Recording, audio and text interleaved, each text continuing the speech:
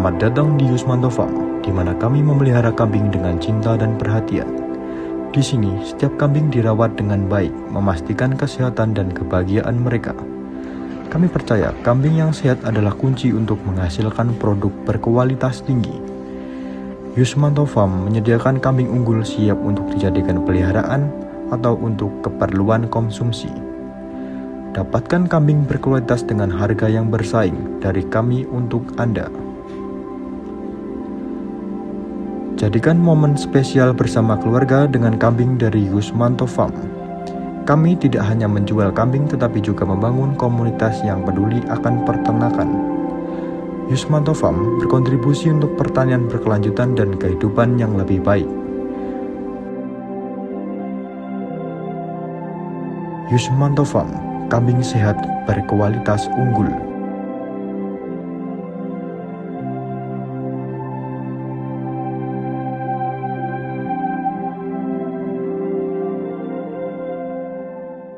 Assalamualaikum warahmatullahi wabarakatuh. Waalaikumsalam Kami warahmatullahi dari wabarakatuh. kelompok 4 akan mewawancarai seorang pengusaha ternak dari awal merintis sampai sekarang usahanya yang masih berjalan. Sebelumnya mulai wawancara, monggo jenengan memperkenalkan diri terlebih dahulu. Ya, perkenalkan nama saya Yusmanto, alamat RT 2 RW 2, Desa Kedung Bunder, Kelurahan Kedung Bunder, Kecamatan Sukajayan, Kabupaten Blitar. Saya adalah peternak domba di wilayah Kedung Bunder ini.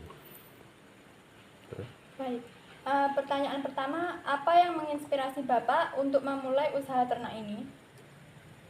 Kebetulan saya itu seorang ketua RT, adik-adik. Jadi sebuah lingkungan membutuhkan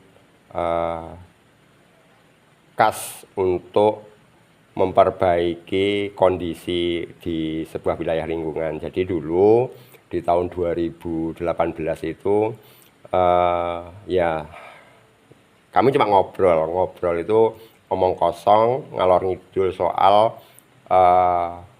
bagaimana sih caranya sebuah lingkungan RT bisa mendapatkan pundi-pundi atau penambahan kas selain dari iuran warganya saja. Satu contoh, setiap tahun kan ada yang namanya Idul Kurban, Idul Adha, dan kebetulan di lingkungan kami itu ada satu musola dan satu masjid yang setiap tahunnya selalu menyembelih hewan kurban. Nah, dari situlah saya terinspirasi. Kenapa sih kita nggak mau mencoba untuk berkorban dari hasil ternak yang dikelola oleh warganya sendiri, sehingga tidak perlu memasukkan hewan ternak dari luar. Jadi bisa memanfaatkan kas lingkungan atau dari bantuan beberapa warga, misalnya soal untuk biaya pembelian ternaknya di awal, kemudian ada seseorang yang kita utus untuk mengelola itu. Nah, nanti di saat Idul Adha itu nanti dijual sesuai harga di pasaran. Yang membeli siapa? Yang membeli warganya sendiri yang ingin berkorban. Nah, nanti jika ada keuntungannya, sebagian diperuntukkan untuk pengelolanya, sebagian untuk menambah pundi-pundi kas lingkungan kami itu awalnya seperti itu. Baik, lalu pertanyaan yang kedua, bagaimana proses awal Bapak merintis usaha ternak, mulai dari modal, lokasi, sampai jenis ternaknya? Nah, begini, tadi kan inspirasinya sudah saya ceritakan. Tapi kemudian ternyata karena beternak itu ada resiko kematian, sehingga ketika memakai uang orang banyak itu kan menimbulkan resiko atau kekhawatiran ketika nanti terjadi kematian pada ternaknya. Jadi bisa jadi bukannya dapat untung tapi buntung.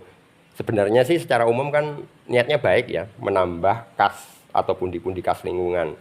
Tapi kalau terjadi kematian karena ternaknya itu memiliki nyawa, otomatis kan ada resiko kegagalan di dalamnya. Nah, masalahnya adalah siapa yang akan menanggung resiko ketika terjadi kematian. Tapi kalau terjadinya untung sih semua suka, tapi kalau yang terjadi adalah kematian, nah masalahnya adalah siapa yang menanggung kerugiannya.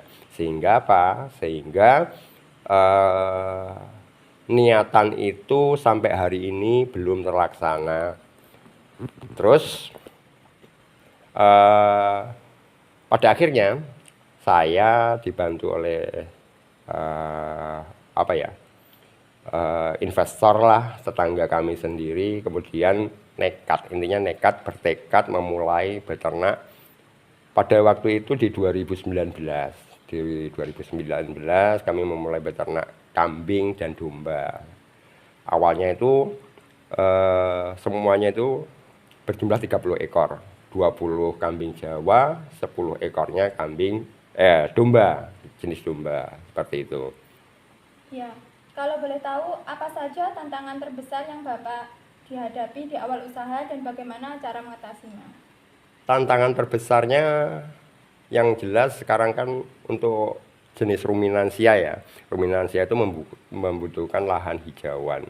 Sedangkan Jawa Timur khususnya Kabupaten Blitar lahan sudah semakin menyempit, kemudian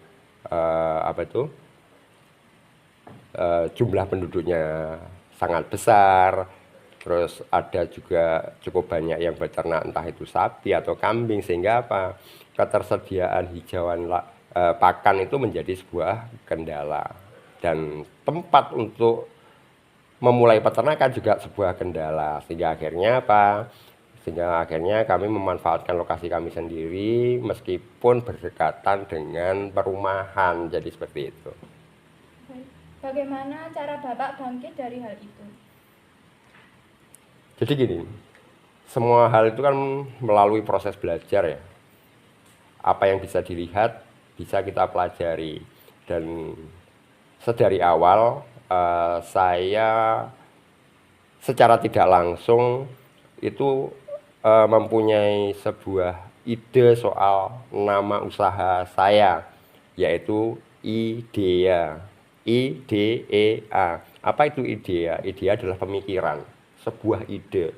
Nah, kalau kita pilah I itu bisa menjadi inspiratif atau inovasi, kemudian D-nya itu dedikasi, berarti penuh dengan tanggung jawab, kemudian E-nya edukasi, berarti di situ ada kemauan belajar dan keinginan memberi pengetahuan buat orang lain. Kemudian A-nya aspiratif. Jadi aspiratif itu intinya dari apa yang kita lihat, apa yang kita dengar, itu kita jabarkan menjadi sebuah pemicu untuk mendapatkan jalan keluar. Apalagi Indonesia itu sebenarnya kan negara agraris. Apa itu negara agraris? Negara agraris adalah negara yang ekonominya ditopang dari sektor pertanian. Nah, negara yang ditopang dari sektor pertanian itu bukan kok kemudian itu cuma orang yang bertani nanam nanam padi saja, bukan. Jadi pertanian itu di dalamnya adalah terdapat perkebunan, perikanan, peternakan, dan seluruh usaha-usaha turunannya. Maka kami bangkit memotivasi diri sendiri, jadi mengawalinya itu tanpa pengetahuan. Tapi kami bisa belajar karena kami tadi sudah menetapkan ide itu tadi. Keinginan belajar kami ada, sehingga apa yang tadinya kami belum bisa, kami bisa pelajari, dan setiap hari bahkan sampai hari ini kami terus belajar. Seperti itu. Lalu strategi pemasaran yang digunakan agar produk ternak bisa dikenal luas masyarakat bagaimana? Strategi pemasaran ini kan kalau secara umum ya Mbak ya, secara umum tata niaga domba itu sebenarnya masih carut marut. Jadi gini, saya beritahu apa itu carut marutnya tata niaga domba dibandingkan peternakan lainnya seperti unggas, baik unggas yang penghasil telur maupun unggas penghasil daging adalah, jadi gini, tata niaga domba, ketika seseorang mulai beternak domba, muncul pertanyaan, kemana Anda mau jual? Nah, selama ini lebih banyak ketergantungan dengan para tengkulak. Terus kalau kita tanya lagi, kita runut lagi, tengkulak itu jualnya kemana? Ya ke pasar hewan atau pasar ternak. Nah, di pasar ternak itu apakah ternak itu dijual dan kemudian habis untuk dipotong? Ternyata tidak, Mbak. Ternyata tata niaganya itu ketika seorang tengkulak atau seorang peternak menjual ke tengkulak, kemudian tengkulak menjual ke pasar, si ternak itu sendiri tidak serta-merta kemudian hasil dari peternakan kan itu tadi, tidak serta-merta dipotong sehingga kemudian produk peternakan itu bisa habis. Ternyata masih dipindah lagi, cuma dibeli untuk dipelihara lagi. Sehingga pada suatu ketika itu menyebabkan ternak-ternak itu kembali memenuhi pasar dan menjatuhkan harga. Nah, melihat proses itu sehingga akhirnya kami mencoba menciptakan pangsa pasar sendiri. Apa itu pangsa pasar sendiri? Kami mulai berpikir kalau ketergantungan dengan orang lain, ketergantungan dengan pasar tradisional yang belum pasti soal tolak ukur harganya, itu kan akan jelas menimbulkan kerawanan terutama untuk peternaknya. Pakan tiap hari kita merawat, pakan selalu kita berikan, tapi tolak ukur harga jual tidak ada. Nah, dari situlah muncullah strategi. Strategi pertama adalah hilirisasi. Jadi kami bisa memproduksi juga mesti harus bisa mengeksekusi. Nah, mengeksekusinya seperti apa? Nah, kalau misalnya ternak itu penghasil daging, ya mestinya dagingnya yang diambil. Nah, dagingnya untuk apa? Kemudian setelah berselang 2 tahun dari usaha kami mulai membangun warung sate sebagai ujung tombak pemasaran. Kenapa kok warung sate itu menjadi ujung tombak pemasaran untuk peternakan kami? Begini, satu, ada kepastian pasar siapa yang menerima, itu dalam tim kami sendiri. Terus kemudian ada patokan harga yang jelas, sehingga soal harga jual dan biaya produksi bisa dihitung. Nah, strategi yang kedua ya, kami juga nggak menolak kalau ada pembeli dari luar, tapi kami tidak bergantung sepenuhnya pada pembeli luar yang tidak pasti, seperti itu. Baik. Lalu bagaimana perkembangan usaha Bapak dari tahun ke tahun? Kalau perkembangan yang jelas ya, kita itu kan memulai dari ketidaktahuan, kemudian mencoba belajar, pasti di situ banyak masalah. Nah, apa saja masalahnya? Masalahnya adalah ya pernah mengalami kambing sakit, kemudian banyak kematian. Tapi dari kejadian-kejadian itulah justru kami dapat belajar. Intinya kami belajar, yang memberitahu itu siapa? Yang memberitahu adalah ternaknya itu sendiri. Dan alhamdulillah dari tahun ke tahun seiring dengan pengalaman, prosentase kematian di kandang kami turun drastis. Kalau terus kemudian dengan adanya warung sebagai ujung tombak penjualan, kami mampu menjual hasil ternak kami secara pasti, setiap hari bisa kita keluarkan karena kita selalu memotong ya, karena yang dijual itu berupa kuliner dan itu sebagai ujung tombak, sedangkan manusia itu yang dibutuhkan adalah makanan. Secara otomatis kan ini mempengaruhi pola perkembangan usaha kami. Jadi alhamdulillah sampai hari ini kami juga bisa memberi manfaat dengan membuka lapangan pekerjaan untuk teman-teman sekitar atau tetangga di dekat kandang untuk menjadi lebih berdaya seperti itu. Terima kasih. Lalu kalau boleh tahu, apa kunci keberhasilan usaha ternak ini bisa sampai berkembang seperti sekarang? Kuncinya ulet, tekun, mau belajar, mengevaluasi diri, tidak gampang menyalahkan orang lain, terus kemudian konsisten. Karena beternak itu adalah usaha yang kaitannya dengan nyawa. Jadi mau secapek apapun kita, ternak kita harus makan. Maka kita tidak boleh bosan. Kalau sampai kita bosan ya ternak kita, karena ternak kita tergantung ke kita. Jadi konsistensi dibutuhkan, keuletan kita dibutuhkan, kemauan belajar kita juga dibutuhkan. Kemudian usaha ini bisa tetap eksis karena kami berpikir untuk tidak mencari untung sebesar-besarnya, tapi untuk berbagi. Dalam artian begini, untuk memastikan sebuah usaha itu berjalan, ya kami akui, kami mencari untung, tapi tidak sebesar-besarnya, karena orang lain juga harus dapat untung. Supaya apa? Supaya usaha ini terus berputar. Nah, kemudian ketika usaha itu bisa berputar, secara otomatis dengan sendirinya kita nggak perlu was-was, karena orang akan lebih percaya kepada kita, seperti itu. Baik. Lalu bagaimana Bapak menjaga kualitas ternak agar tetap sehat dan unggul? Dari makanan, kualitas makanan. Jadi satu, kita harus memastikan konsistensi pemberian pakan. Kita harus memastikan kualitas pakan yang kita berikan supaya peternak kita makan dengan lahap. Nah, dengan seperti itu, dengan pemberian waktu yang di awal, tidak menunggu sampai ternak kita itu gaduh, kita sudah ready memberikan sehingga ternak kita itu bisa makan tepat waktu. Terus kemudian jangan lupa pakannya juga kita berikan pakan yang terbaik. Artinya terbaik adalah punya kelahapan yang bagus. Dengan tingkat kelahapan yang bagus, ternak itu makan dengan sangat lahap. Kalau makannya lahap, dia pasti cepat kenyang. Kalau kenyang, dia nyaman. Kalau nyaman, dia sehat. Seperti itu. Terima kasih. Ya. Apakah Bapak pernah mengikuti pelatihan atau bekerja sama dengan instansi tertentu untuk mengembangkan usaha? Kalau pelatihan kemarin pernah 1 kali, cuma udah terakhir-terakhir ini ya. Justru kalau bekerja sama dengan pihak lain ya ada itu, maksudnya begini, bukan instansi ya.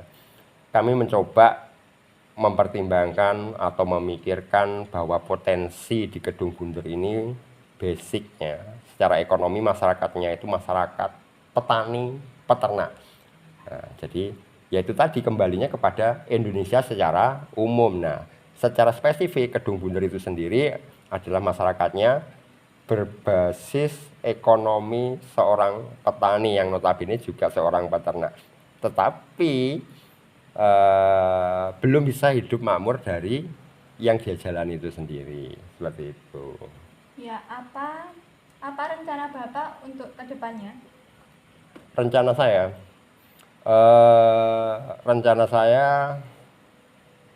sedang memikirkan bagaimana cara untuk manfaat yang lebih besar. Satu contoh, memberi inspirasi ke teman-teman sekitar, memberi inspirasi kepada kawan-kawan kita yang di luar kota, yang punya lahan cukup luas untuk memanfaatkan lahannya, memotivasi anak-anak muda supaya mereka bergeliat memanfaatkan lahan, memanfaatkan waktu, mau berpikir, karena dengan cara sederhana seperti itu, kuncinya adalah kita punya kemauan. Nah, kita ingin menularkan apa? Menularkan apa yang kami beri nama pada peternakan kami, yaitu ide, pemikiran-pemikiran. Jadi, jangan Anda pandang berapa puluh ekor ternaknya, tapi bagaimana pola pikir yang kita sampaikan. Jadi seperti itu. Dan kebetulan kalau memang jumlah ternak kami cukup banyak dan kami bisa tetap eksis, tetap bisa berjalan. Nah, ide-ide itulah yang coba kami tularkan supaya apa?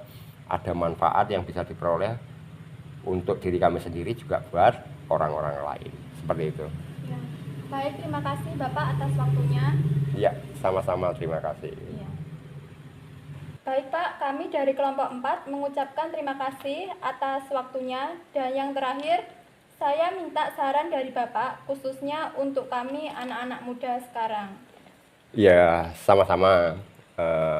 Saya juga senang kalau mempunyai ilmu bisa bermanfaat, khususnya untuk adik-adik sekalian. Kalau pesan apa ya? Kalau pesan, jadilah anak-anak muda yang mempunyai pola pikir ke depan, mau berpikir. Jadi kalian itu kan suatu saat itu adalah generasi penerus yang harus tahu banyak hal, sehingga untuk tahu banyak hal jangan membatasi keilmuan, karena di masyarakat selain nanti misalnya ada penjurusan ketika kalian kuliah ada jurusan A, B, C, D, E, itu adalah spesifikasi, tetapi jauh lebih banyak Anda harus mengetahui banyak hal, lebih banyak hal untuk bisa hidup di masyarakat. Jadi tolong seriuslah belajar, jangan bermalas-malasan, karena waktumu itu adalah sesuatu yang sangat berharga. Terima kasih. Ya. Terima kasih Pak atas sarannya. Sama-sama.